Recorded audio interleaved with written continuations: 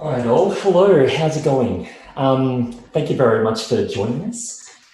We'd like to leave a little bit of time for people to get here, just in case we've got some late stragglers. I know it's a bit jarring just to sort of look at a screen of people just in silence, waiting to begin. But look, it's our way of just waiting for everyone to attend, and we thank you for coming along today. So, look, before we begin, I want to welcome you to our event today, the Connected You entertainment. So before we begin, and for those attending today, we'd like to acknowledge the traditional owners of the land we're on today, which the Wurundjeri people of the Kulin Nation, as well as the traditional owners of the land on which you are situated on, and acknowledge that Indigenous Australians have been custodians of the lands and waterways on this country that we know as Australia for thousands of years. So we pay our respects to their elders, past, present, and emerging. And it's our pleasure to have you here today. So, look, my name is Garry Williams. I'm the creative producer of innovation at Melbourne Connect, which is part of University of Melbourne. And we're delivering this event for you today. Very pleased to have you along, and two incredible speakers by the same token. So, I can see someone's very excited about the graphic recording as well. We'll get to that in one sec. So the event series, The Connected You, it's a monthly presentation style event and fundamentally focuses on the relationship between humans and technology in its many different iterations. So we emphasise entertainment today, the definition of which is vague and could be associated in many literal and figurative forms by you who are with us today. So I'm going to share some slides for context for today, and then we'll proceed straight into introducing our guests and outlining how today is going to eventuate. So bear with me just 1 second. Get that shared. Great, so we're here for the Connected You entertainment, as I mentioned, a monthly series. And Melbourne Connect, for context, is a forthcoming innovation precinct which will be launching towards the end of 2020 on the corner of Swanston and Graham Street. For those in the know, it's the site of the old Royal Women's Hospital.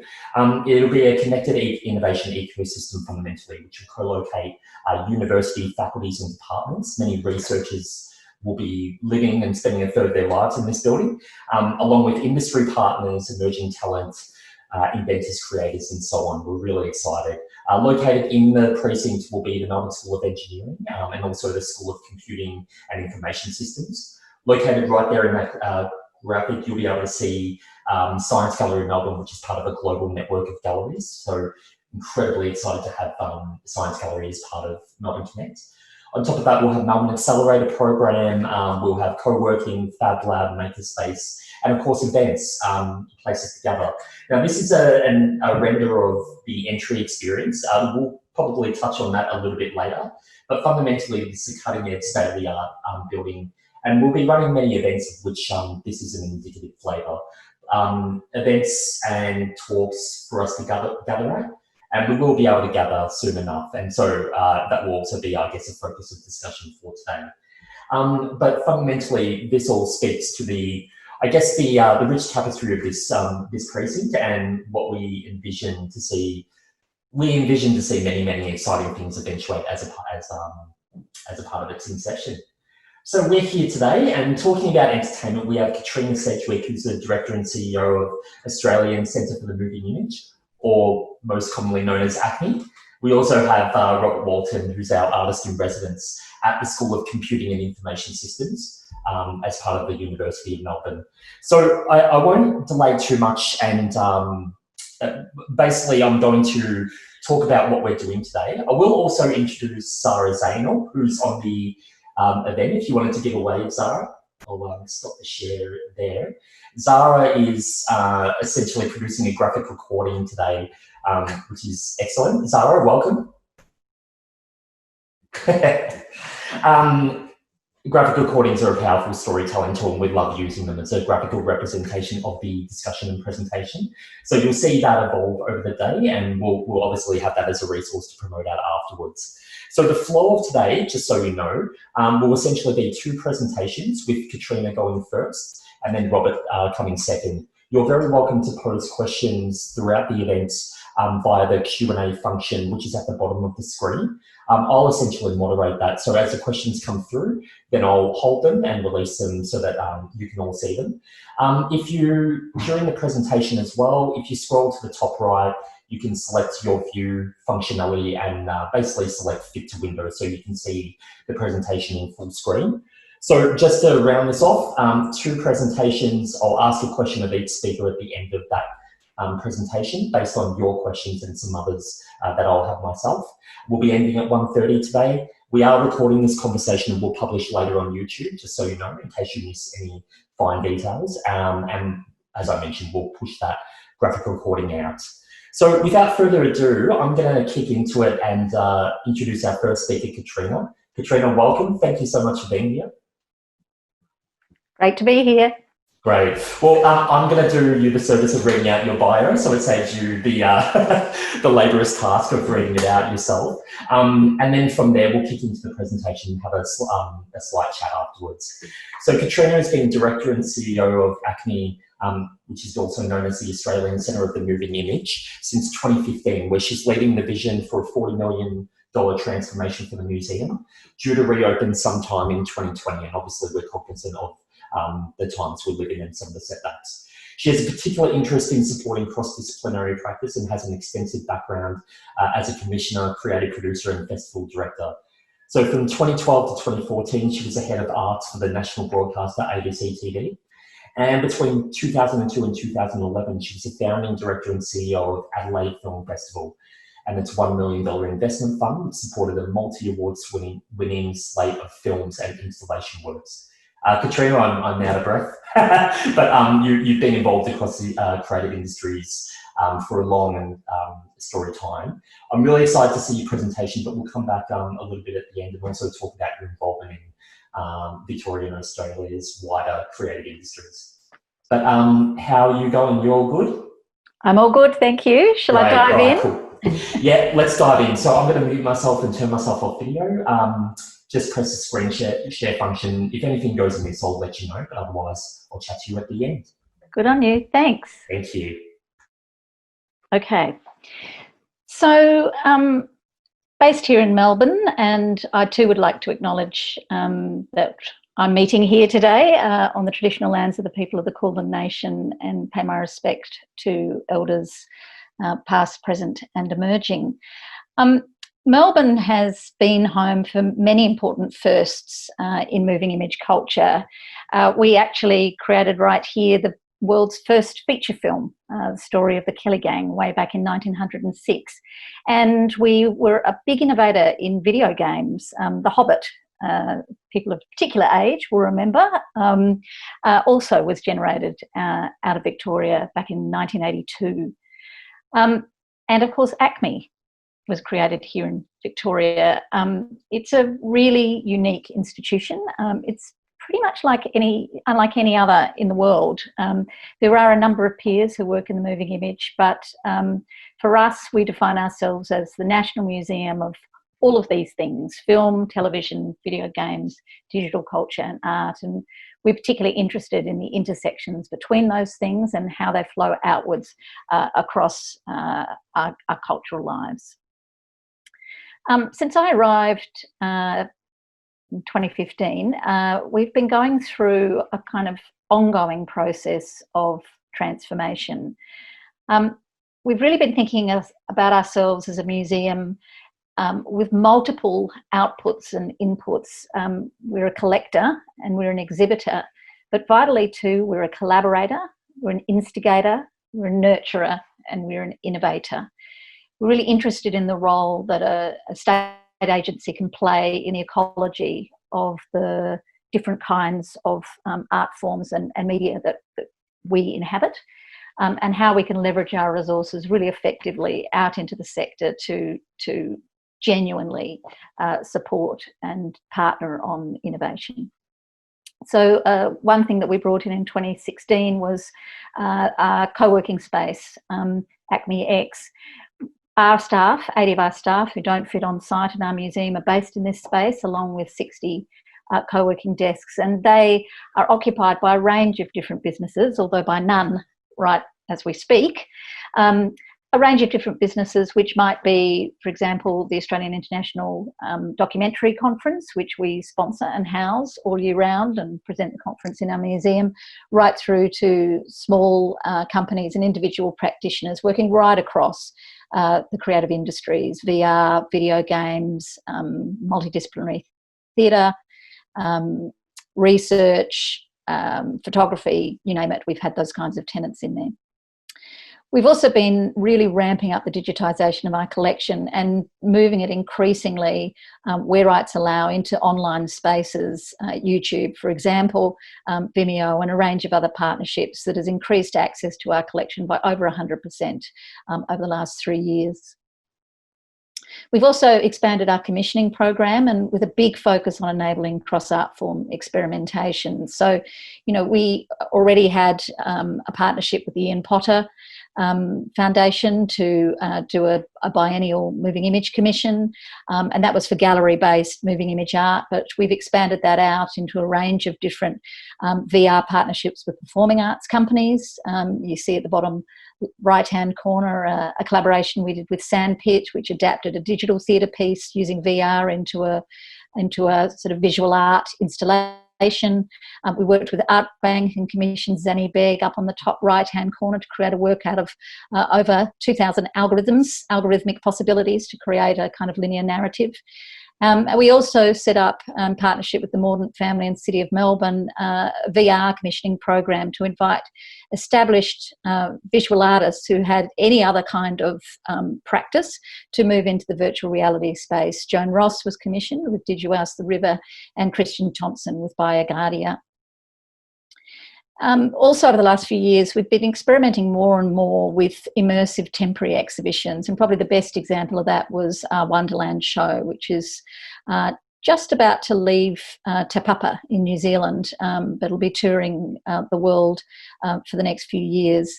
And we really use that as an opportunity to sort of look at collaborations that we could have with small studios, digital studios, to create different kinds of immersive experiences for our audiences.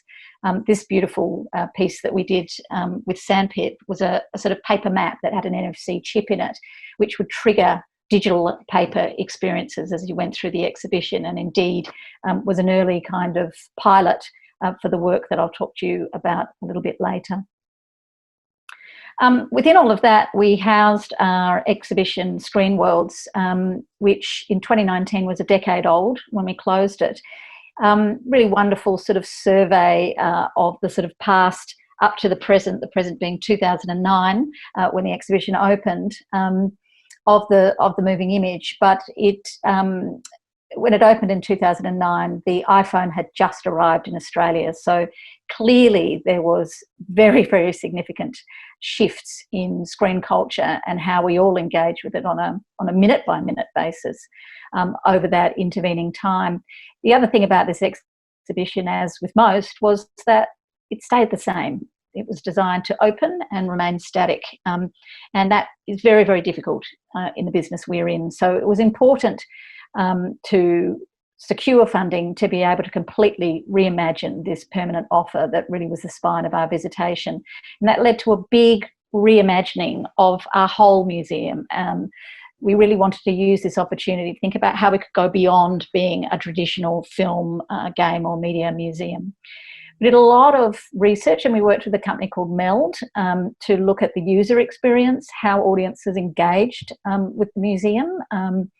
And we discovered it was a pretty fractured site. The cinema's upstairs, the exhibition's downstairs. It wasn't clearly sort of signposted what you were entering. And we knew that we could make some kind of key architectural interventions to sort of open up and connect the verticality of the 4 floors of the institution and the range of exhibition spaces, from gallery spaces to labs to cinemas.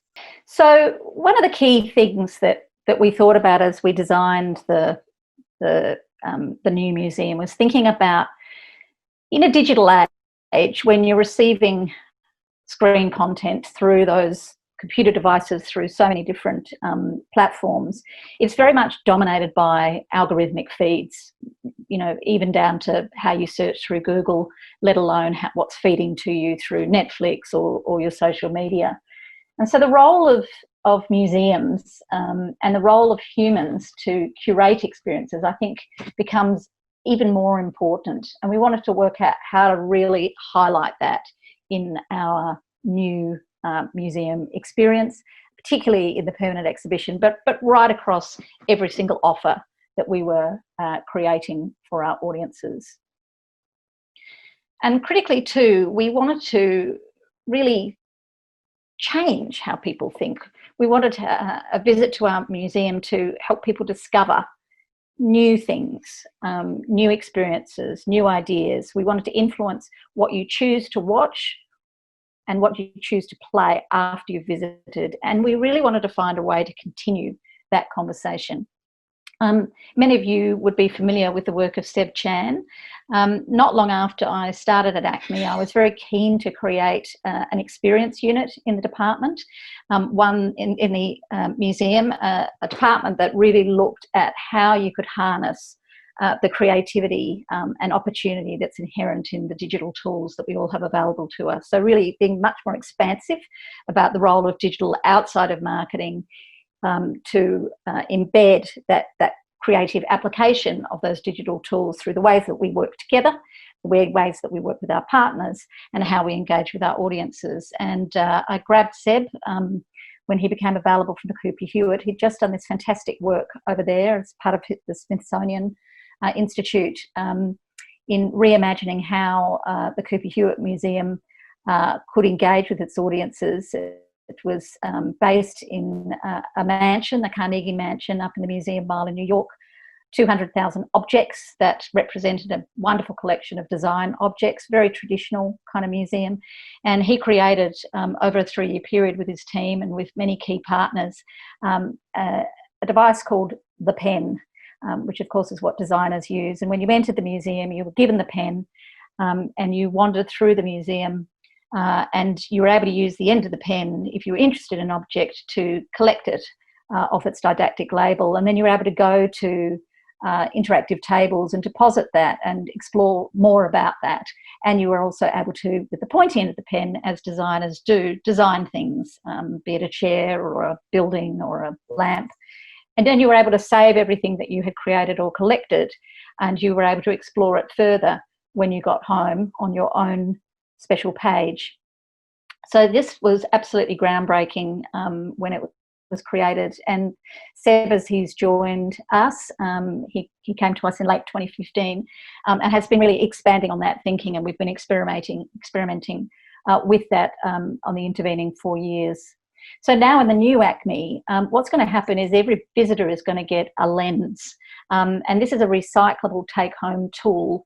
We've been very inspired by the Viewmaster, and we've created our own design, which you can see riffs off the map that we made in Wonderland, in that it's a cardboard-based, paper-based device, but it has an NFC chip embedded in it.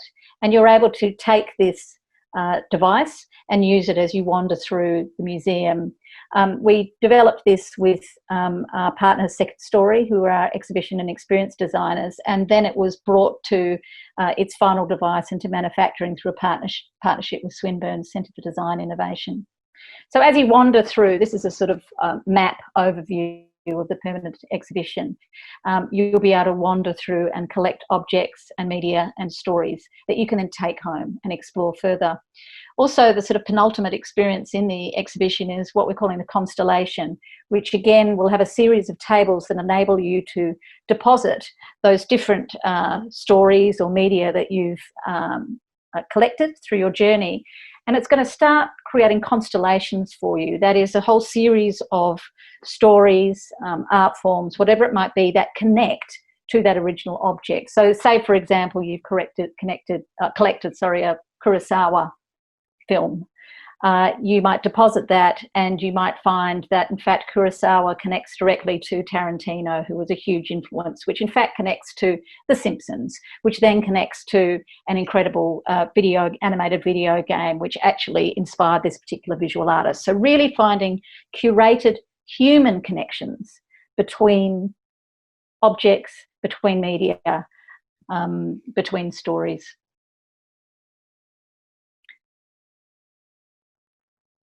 So, of course, then we extend this experience so that you can log in when you get home and keep on watching and playing. And, of course, that also means that we can keep a conversation going with our visitors so that we can make recommendations and really encourage this sort of repeat visitation. So this is a very early lens prototype of what might happen afterwards and how you can engage with those objects that you've collected. In this case, you've gone through, you've collected a Mad Max item, and then you're able on the final screen to then go more deeply into that story and connect out into other connections that we've selected for you. So that's it. We're opening late 2020 now, thanks to the bizarre circumstances that we all find ourselves in. But it's going to be fantastic. So please come and visit. Wonderful. Thank you. Thank you so much, Katrina. That was incredible. I've got a few questions. By all means, if anyone would like to pose any, please put them into the Q&A function at the bottom of the screen. But I'll kick off. That was incredible. I mean, I've seen a little bit of a taster over time, but one that I particularly love.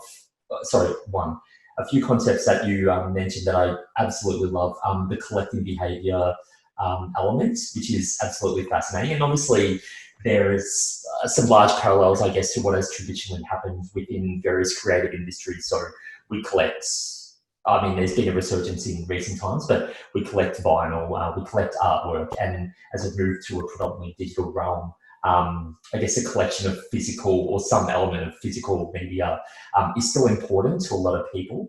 How much of an ongoing discussion, particularly with future works, is the collecting behaviour? Is that intended to be this consistent approach from ACMI now for relaunch and also into the future?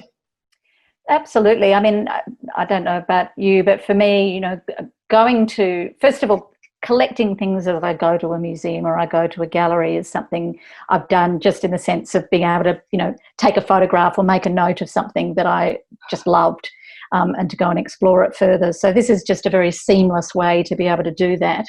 And, you know, with this kind of curatorial component that we've added on top of it with this constellation that, you know, in a sense is helping you sort of navigate what is a sort of universe of content.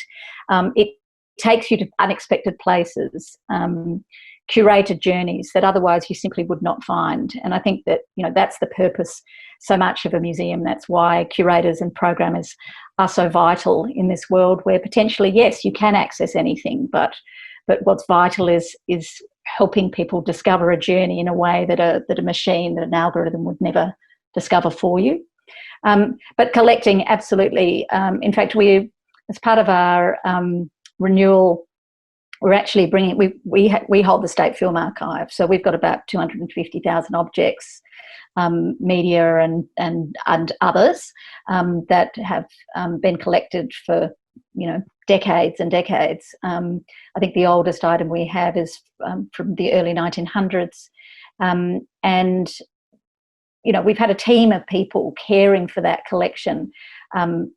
They've been hidden away under the bottom of the Yarra building, and indeed it was actually over the whole Apple flagship store kind of kerfuffle that when it looked like that building was going to be demolished and we were going to be forced to move, I thought, wouldn't it be incredible to have that collection preservation activity really highlighted? And I've been to the Exploratorium in San Francisco, where they've got an exhibition making sort of testing room right in the middle of the museum. So it's like looking into somebody's sort of tinkering garage.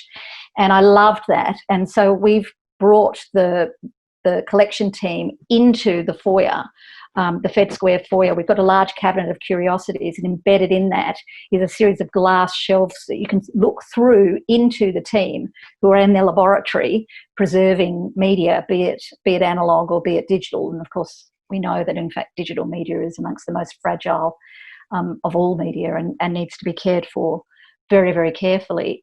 So we're wanting to highlight not only the importance of collecting and caring, nurturing those collections, but also the preservation, the urgency of preservation for all of those media. In fact, celluloid is the most robust of all of the audiovisual media, strangely enough. That's incredible. I'll definitely look up the Exploratorium. I mean, that Constellation exhibition is just incredible. And I mean, you've made reference to some other collaborators on your work, such as Sandpit. I can see the Sandpit crew in the event today as well. So thanks for joining, Garry.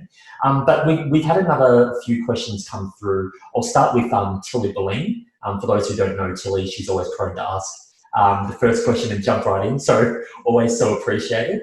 Tilly's asked, how are you and the team thinking about touch screen or touch points in the gallery, particularly relevant to the current climate that we're in relating to COVID? Yeah, it's really tough because we've designed an absolutely beautiful interactive exhibition, and we're going through doing a bit of an audit around that. And at the moment, there are 35 points where audiences can touch, and most of them are not touch screens, as in most do not require your actual skin contact to make it work, but a lot do. So it's going to have a big impact. We're really lucky. We pushed hard on the development of the lens. Initially, it was it was going to be an object that you would use as a device and then return. We then turned it into a sort of a plastic object, and we were just really unhappy with that, with the kind of waste that was involved, and really pushed for it to be a cardboard device. And the fact that that is something that is a take-home device is just such a blessing as we go into this new environment and the sort of hygiene and safety precautions that we're going to have to bring into the museum.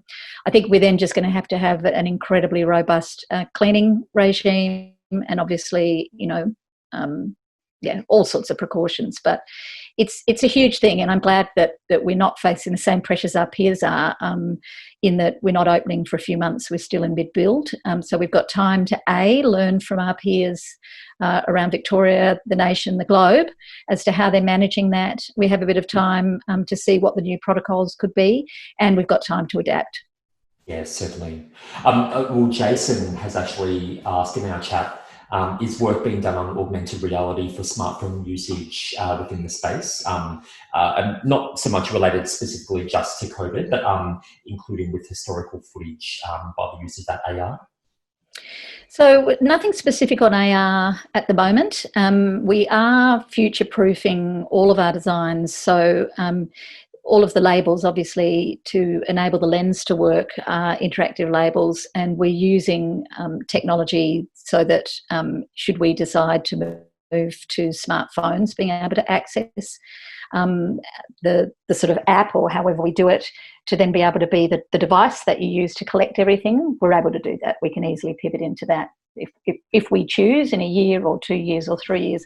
I mean, so much of what we've been doing, and I touched on this at the beginning, the idea of a moving image museum having an exhibition that remains static it's just not possible. We have to be able to evolve and change. And so a lot of the work that the team have been doing has been around future-proofing and enabling a sort of a bespoke system that we're calling the XOS, the Exhibition Operating System, which kind of runs all of the software and the hardware, and sort of delivers media out of our collection system into the exhibition space and then out into the post-visit, as we're describing that sort of digital extension of the physical visit. And indeed, there'll be a pre-visit as well, that you'll be able to explore. That's all run by this XOS, which means that, again, there's a huge amount of flexibility. In fact, we'll be able to deploy new media to any screen in the gallery in a 5-minute turnaround, which means that there's a lot of possibilities. For example, if we'd been open now, firstly, you would be immediately exploring what's happening globally through media around COVID. Then in the last 10 days, certainly the last few days, what's happening in the States around the murder of George Floyd and the impact from that as it expands across the States and indeed globally. So, that ability to be responsive, I think, is hugely important when you're talking about the moving image. Yeah, certainly. Look, I also want to, I guess, focus a little bit on yourself as we get sort of towards the end of your presentation segment. So just in terms of, I guess, some of your upbringing in Adelaide, so you've mentioned it was, in previous press publications, was a fruitful time and environment for young people to feel empowered and I think you said passionate about exploring a career in the arts. So how do you see ACMI and by extension yourself, via obviously your involvement with the Creative Industries Advisory Group, how do you see your role and ACMI's role in, I guess, inspiring the next generation of young people coming through, getting into a career or a curiosity with the arts? Look, I think it's critical. I mean, it's a core purpose of, I think, of all of the cultural institutions to, I think, foster curiosity might be the best way to describe it. You know, a kind of a desire to explore and to try and remove, and we've all got a lot more work to do that, but to try and remove barriers so that there is an invitation for as broad as broad and as an engagement across the community as possible. You know, at the time when I was in Adelaide growing up, Don Dunstan was the Premier. He was an absolute visionary in that he placed creativity and culture, the arts, and food and wine and conviviality at the very heart of his policy making for the state, at the heart of the economic driver for the state. And, you know, we see that happening now in Victoria under this current government. I think there is a real understanding of the importance of the creative industries sector to the economy in the driest possible terms. I think we're responsible for 8% of our annual GDP or whatever it is. That's huge. I mean, that's as much as manufacturing. So creative industries are absolutely vital to the current economy, but to the future, particularly as we pivoted, you know, into a knowledge economy. And I think too, you know, the impact of COVID has, I think, very starkly shown the importance and value of culture in all of our lives. When you're trapped at home, what do you turn to? You turn to stories. You turn to sharing stories, and that is what the arts is all about, across all of the forms that we care so deeply about. So just going back then, yes, ACMI needs to play a critical role in fostering media literacy, digital literacy, the phenomenon of moving image becoming now so embedded in our lives, second by second, means that to be able to navigate, to interpret, to analyse the content that's coming to you is now a fundamental tool to living in a democracy. Again, you only have to look at what's happening in the US to understand how vital that is, to be able to understand what you're watching. And so, you know, we see ourselves playing a role in that broader literacy, as well as also fostering the creators of the future and of the present. You know, it was fantastic. Sandpit were our founding tenants in our co-working space.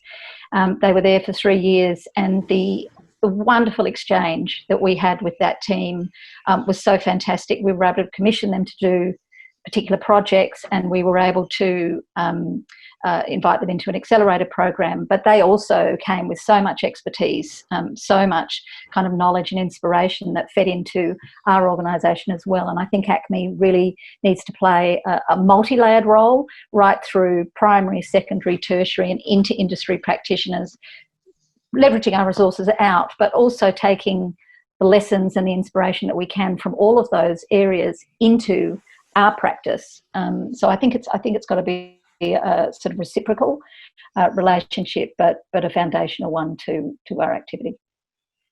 Look, that's wonderful. So, look, thank you so much for conveying that. We really appreciate your time, and it's just incredibly exciting. I mean, we'll await with, I guess, some firm announcements about, you know, what the future holds. But obviously, we can't wait to gather again and, you know, and converge upon the environment. And by the same token, ACMI, you know, also engages externally, so it's a push and pull methodology, I guess. But look, Katrina, all the very best.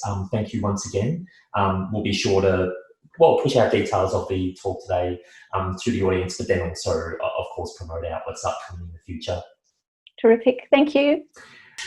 Katrina, thank you once again. I really appreciate it. But moving on to our second speaker now, we have Robert Walton. Robert, I'll do the same. I'll do you the service of reading out your bio and what you've been involved in, and then we'll kick straight into the presentation. So Robert Walton is the artist in residence at the School of Computing and Information Systems, which is located at the University of Melbourne and will be in Melbourne Connect at the end of 2020 onwards. He's a conceptual media and performance artist whose work includes theatre, choreography, installation, writing and interactive art. His PhD from the University of Melbourne explored the use of mobile computing in performance events. Very cool. And he curated the Australian dance and performance works for Culture 14, the Glasgow XX Commonwealth Games. He created Vanibus, which is nominated for Best Art and Experimental Mobile App at the 2018 Webby Awards and 2 2019 Green Room Awards. Amazing. So in 2018, he was the inaugural Australia Council Artist in Residence at Blast Theory in the UK. And in 2020, he's taken up this resident artist in residency at the School of Computing and Information Systems, working on projects that combine performance computing and data. Robert, this is really exciting. I can't wait to see. I know a couple of things you'll be presenting, but I think some people will be quite wowed. Thanks for joining us. Thanks, Gary. Nice to be here. Can you hear me? Yeah, I can hear you perfectly, and I think everyone else can. I'll let you know if there's any issues, but basically I'll mute myself and turn off my video now, leave you to it, and then we'll chat at the end. Thanks. Before we start, I'd also like to acknowledge that we're where I am, on the lands of the Wurundjeri people, and pay my respects to elders past, present and emerging.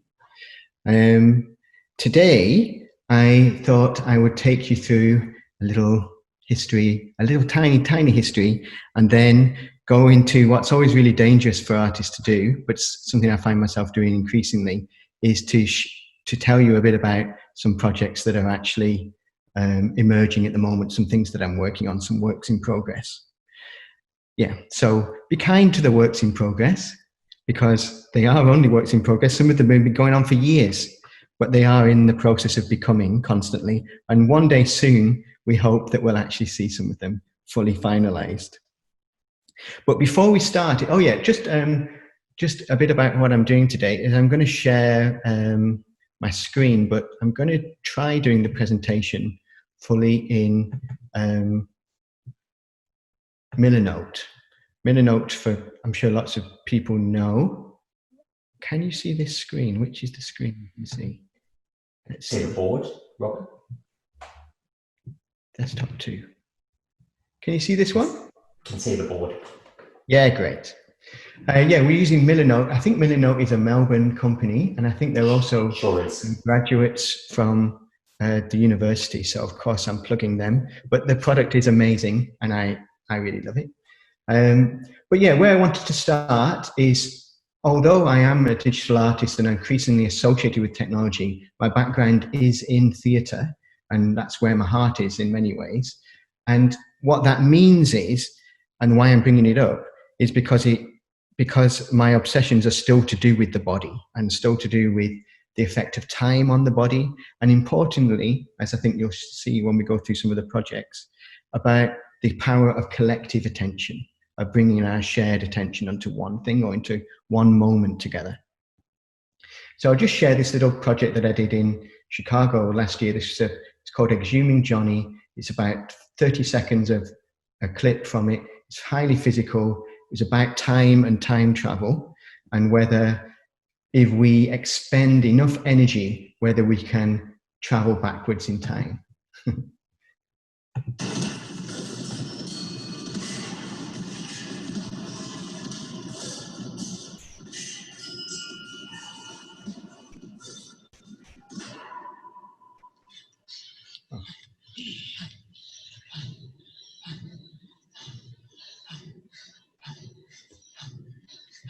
Oh, actually, it was slightly skipped too far forward in it, so you didn't see very much of it, but never mind, we don't have that much time.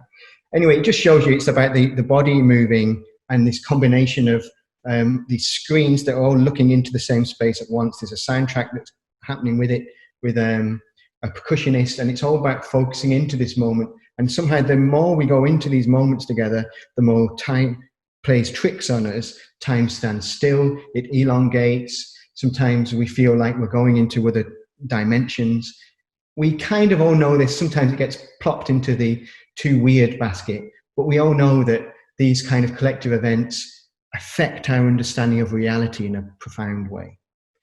And that's what I'm continuing to work on when I'm working to these other projects. I'm going to talk about two projects. The first is called Child of Now. The second is called The Heart. With the Child of Now project, I'm going to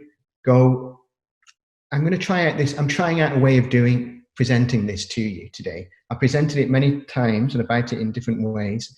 In the past, I've often talked about my personal impetus for making the work, but today I'm not talking about that.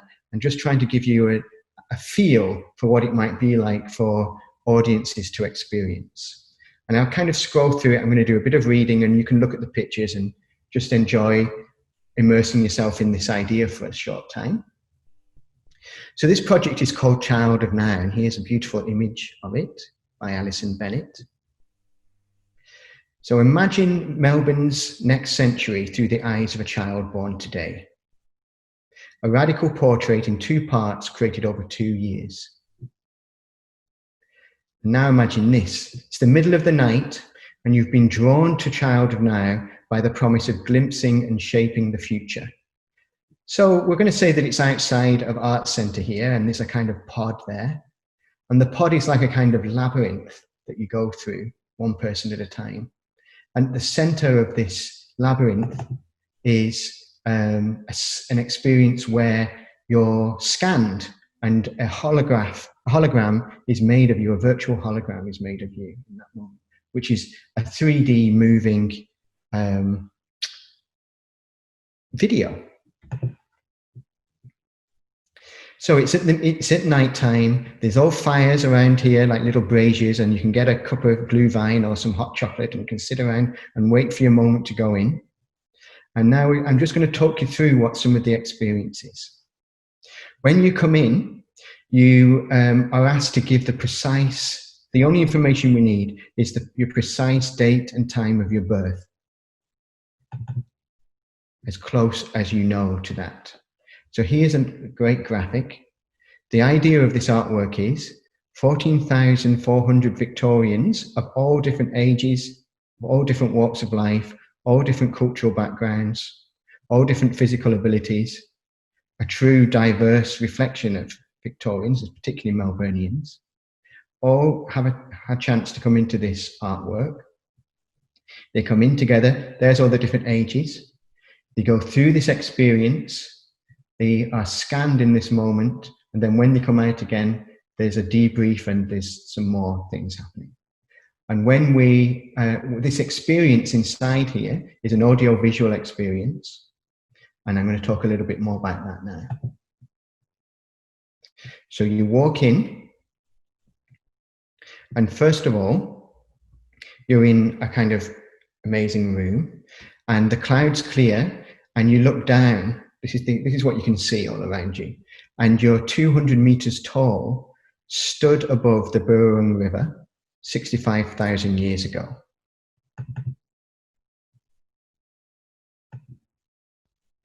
And time starts to speed into the future. And then you end up somewhere like this. And then from this vantage point, you're looking through this person's eyes. From this vantage point, you see somebody walking across the bridge. And this person is the Child of Now in the future. And it's not just the Child of Now in any future. It's the Child of Now walking across this bridge at the age that you are when you go into this exhibition. So say you're 40 years old, 1 month and 1 week. You're looking at the Child of Now, 40 years old, for 1 month and 1 week.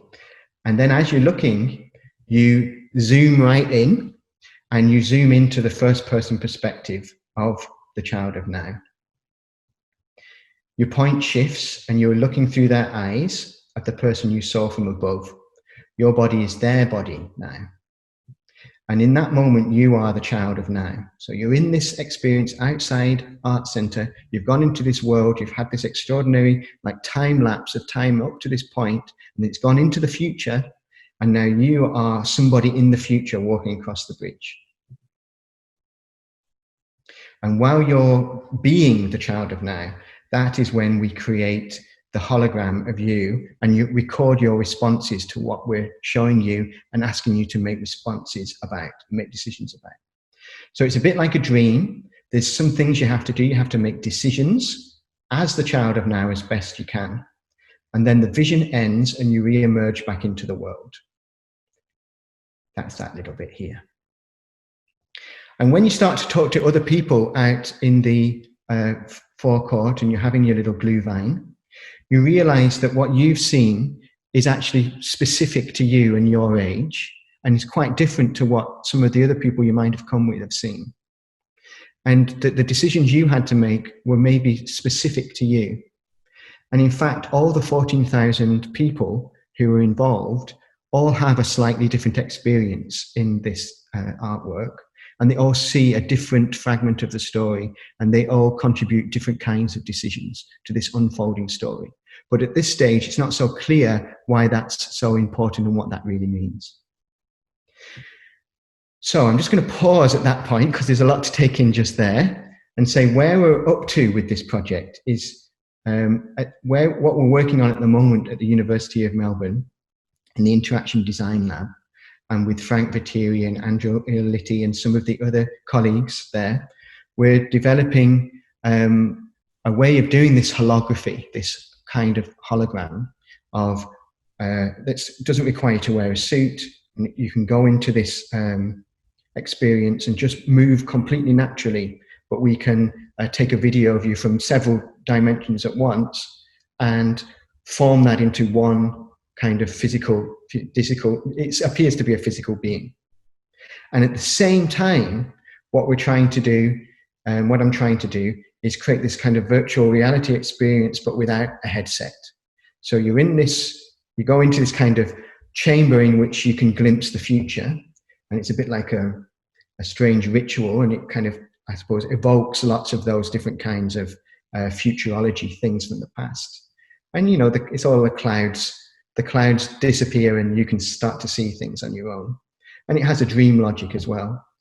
But it's this mix of a kind of immersive VR experience without a headset, and at the same time, your free movement that we're capturing for some reason.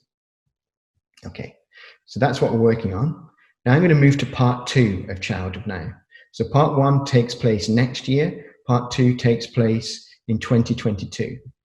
So a year later, the Child of Now returns as a vigil for the next century and a portrait of the people of Melbourne. So this is the underneath part of the picture you saw before. Here's the 14,000 people coming in again. This top part is year 1, the bottom part is year 2. And what we do, as you can see here, is we take all of these videos that we've made and all these glimpses and decisions that people have given, all these holograms as well, and we shuffle them into age order. So we've got 14,400 Victorians aged from 1 to as old as the oldest person is. And then we play them 1 minute at a time for 10 days. 14,400 minutes is 10 days. And they become, all these people collectively become the body of the Child of Now from the moment they were reenacting. And this appears to people as a 144-meter high hologram on the top of Hamer Hall.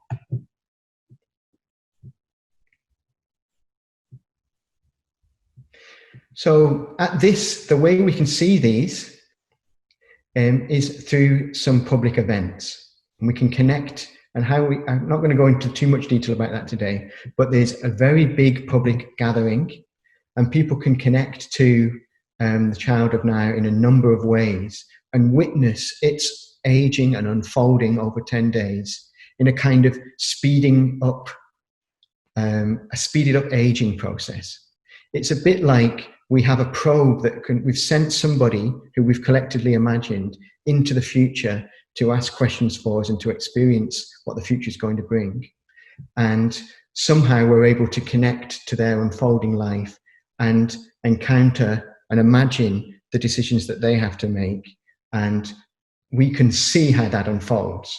So whereas before, everybody only had a little individual bit of the puzzle, during this second process, the whole puzzle starts to make sense. And we start to see a fuller vision for a future of the next century. And we start to see what kinds of decisions and what kind of person the child of now is going to be. And then 10 nights later, the child of now will die in a century in the future. And there'll be an even bigger kind of vigil for that. Here's a little video just as a break from me. There's me. So this is just a kind of rough previs of what this might be like. Always risky showing people things like this when it's not been made yet.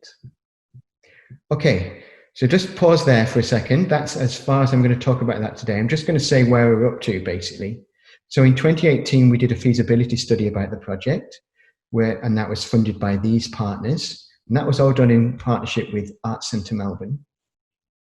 And this year, like I mentioned, we're working with a major grant from Melbourne School of Engineering and Computing and Information Systems to develop the technology that we need to realise this. And it does, this project requires some significant innovation that my scientific colleagues are excited about and we're working on together. It's pretty exciting around the area of holography, like we're talking about.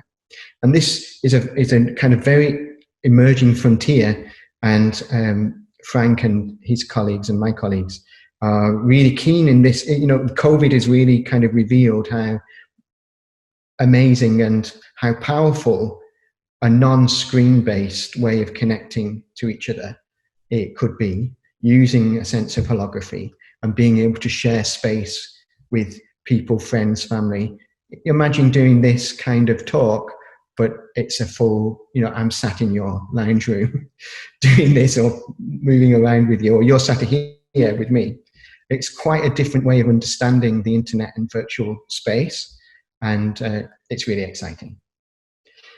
So we've got an amazing core team of people working on this project. Claire Coleman, the extraordinary speculative fiction writer, and Haradwin Jones, who's the leader of participation at Arts Centre, and Gendria Morales, who's an extraordinary tech thought leader, and yeah, it's great.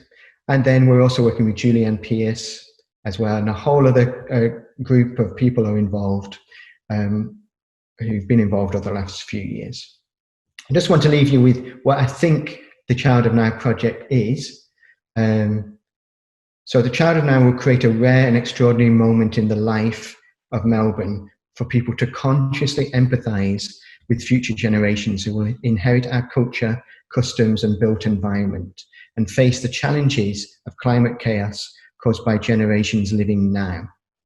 It's a mass ritual, creating a moment of enfranchisement with the future, which often feels out of the hands of most individuals.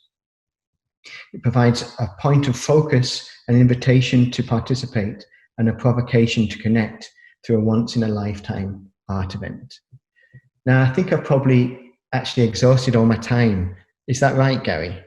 Look, that's okay if you wanted to briefly touch upon the next project. Okay. We're just about out of time, but by all means, if you wanted to end it on... Give me a time of how long I can talk about the next one. We've got a couple of minutes. Okay. Okay, so hold that there. That's the end of Child of Now. Here's another project. This is actually the working board of the Heart project. So at the end of the last year, the University of Melbourne had a competition for people to propose ideas for the foyer space of the new Melbourne Connect building, which is here. And I work with a team of computer scientists from CIS to propose a project which we call The Heart. And I was taken with this project, with this extraordinary building for several reasons. Firstly, because the building itself has more sensors than any other building I've ever heard of ever. It's the smartest building you've ever heard of. And I just started to realize that this building's on the threshold with all these ways of sensing the world, both inside of it and outside of it, that it's almost like a body in itself. And it felt like for each of the different systems within the building, there was a direct connection to bodily systems. So there's clearly a connection, for example, to the respiratory system of the human body, to the HVAC system, which is the heating, ventilation, and air con system, in case you don't know up on the lingo on that. So I started to think, well, what if we could imagine a building and its community as a kind of super organism? Then I realized that the building itself has this kind of 42-year lease, which I thought was quite interesting. So another thing I thought was, well, this building's absolutely full of the smartest people in the world. They've got the best brains you've ever heard of. So it doesn't need a brain. Maybe what it needs is a heart. So we pitched an idea of a heart, making a heart for this building and this community that beats constantly for the whole life of the building, which initially would be 42 years.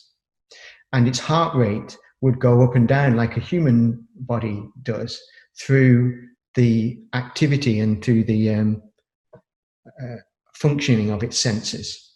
So the heartbeat, the pulse, is extrapolated from the use of the building, and it goes up and down and takes in different kinds of sensory information, and is basically alive.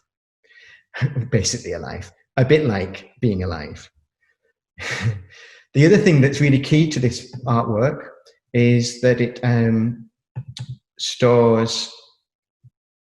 remembers. So it's not just something that's listening to live data. What happens is once it's lived for one day, the day after, and it goes through the same day again, it's not only comparing what's happening in that moment to the moment before it, it's also thinking about or becoming accustomed to what happened the day before at the same time. So it's thinking, has this happened before? And that starts to build up over the whole 42 years. It's building up a sense of itself and its sense of its own memory and a sense of what's exceptional, what's different about today. Is this a face I've seen before? Is this something I've sensed before? And again, that for me feeds into this idea of the living nature of our buildings and our communities. I'm just going to take you through some of the photos. This is the kind of evolution of the concept. So the idea is that the heart is in this area, suspended in the negative space, and that this volumetric array of dots, of these pixels, somehow shows the movement of the data in and out of the heart, which is here. This will make sense in a second. So as you can see at this stage, it was just in this small void here. I liked the thing that was important to me was this beautiful staircase. Feels like an enclosed enclosure around a heart. It feels like this point in the middle is like a nurturing space. Let's see, this is quite maybe a big picture. Yeah, so then we kind of maximized it out to fill much more of the negative space in the room. And so it's something that, as you can see, you can walk underneath. And the final thing I've got to show you is a video. Let's see if this works. Oh, you don't want to see about cables. There's also a lot of information about bespoke PCBs and different kinds of cabling that we're looking at. But let me try and show you this video. This is a video walkthrough. This is actually the premiere of this video. So there you can actually see that in the center of this is actually a blown glass heart made from glass from the surgical theatre lights that were in the original hospital where this building is being built. So we're making this beautiful model of a heart that has a neon core that will be very, very delicate at the center of this kind of extraordinary data array. So again, I suppose just to kind of finish, just to connect back to Katrina's points, both of these works involve algorithmic thinking and the incorporation of algorithms into the artworks themselves as a way to engage people and engage audiences in new ways of thinking about buildings or themselves or their piece in the puzzle, and how we kind of can create a sense of life being bigger than the sum of its parts, or life emerging and being greater than the sum of its parts. There's a kind of emergence happening. And maybe that's part of the spirit of the times. You know, we're on the edge of this transformation, and we're waiting to see what happens with these technologies that are about to maybe flip over into like semi-autonomous beings in their own right. That's where I'll leave it. Thank you so much, Robert. That was mind-blowing. I mean, I wasn't even aware fully of the extent of the project you're working on. But look, we're getting right at the end. We've gone over time briefly. So thank you to everyone who's stuck around and really wanted you to see some of these works. One last parting remark. I guess, you know, the concept of an artist in residence within a highly technical, I guess, research context is perhaps viewed by some as a bit of a novel concept. So what would be some sort of advice to emerging artists looking to, I guess, collaborate with technologists and dive into some really speculative and experimental works? Was that a question? Yeah, what would be your advice to I guess, artists or creative practitioners in collaborating with technologists? What's a good way to sort of find a way to evolve that and engage with researching technologists by the same token? Yeah, well, I think that's a really good question. I don't have a clear answer. I think, first of all, you've got to come together and find out what the problems are, your mutual problems that you might need to find answers to.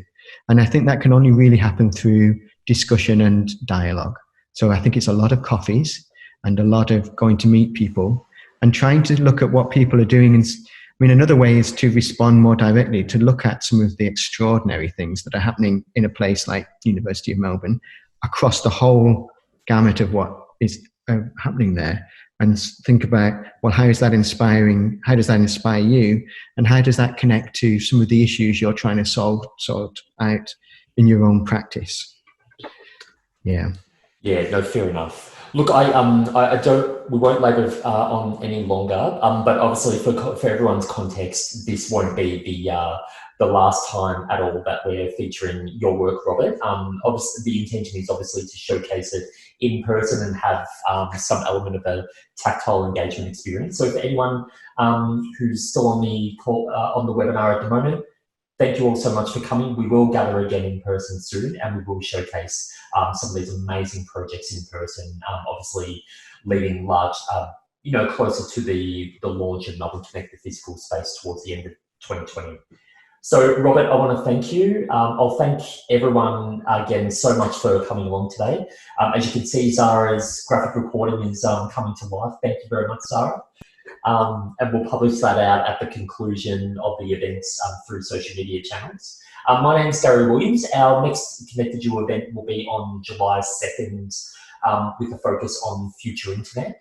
But with that, thank you all so much for your time, and we'll see you really soon. Have a great day. Bye, Robert.